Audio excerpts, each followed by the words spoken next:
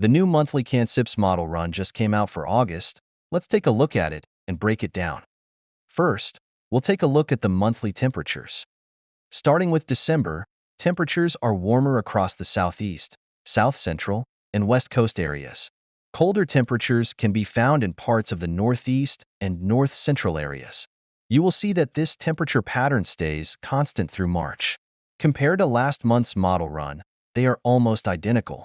This is increasing confidence in our abilities to use modeling for long-range forecasts with accuracy. For January, temperature gradients remain the same as predicted in December, with the only exception being the Northeast rising slightly above average rather than slightly below average. That being said, the intensity of the warm and cold is a little stronger than December's. Compared to last month's model run, the cold is less intense in its peak areas and much less expansive, especially across the west. For February, temperature gradients for both warm and cold intensify even further, and the cold begins to expand toward the west.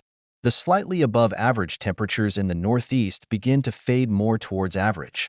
Compared to last month's model run, they are almost identical apart from the cold seemingly being more intense than before.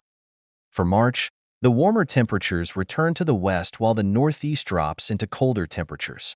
The heat in the southeast also begins to fade a little, but no changes for the southwest and north-central areas. Compared to last month's model run, the cold temperatures are much more intense and expansive, with the only exception being the heat remaining in the northwest. Next, we'll take a look at the monthly precipitation. Starting with December, precipitation will generally run near to slightly below average, with below-average precipitation especially prominent in the southeast.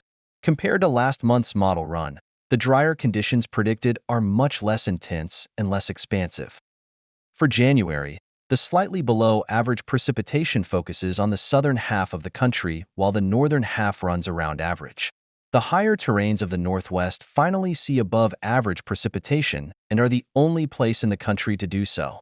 Compared to last month's model run, they are almost identical, with the only exceptions being the northwest and northeast. For February, the below-average precipitation intensifies but does not expand. Above-average precipitation begins to cover the Ohio Valley, but fades over the high terrains of the west. Compared to last month's model run, the below-average precipitation does not expand as far north, and above-average precipitation is shifted from Tennessee to the Ohio Valley. For March, the below-average precipitation expands north and erases any above-average precipitation expected in the country. This leaves the entire country either running near average or below average. Compared to last month's model run, the northwest is much drier. Otherwise, it is almost identical. Lastly, we will briefly go over some possible reasons why the models are showing what they are showing. The indication of strong and extensive cold across the northern areas is likely a result of the model predicting the return of the polar vortex, which is expected to return this year. This will play a major role in our Arctic air outbreaks. The indication of drier than normal conditions across most of the country is likely a result of the model predicting a La Niña for this upcoming winter.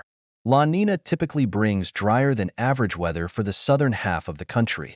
Though this model is predicting more excessive dryness than what is normally expected during a La Niña, it has the general concept down. That will conclude our video for today. Thank you for watching. Make sure to give it a like and subscribe for more updates on winter.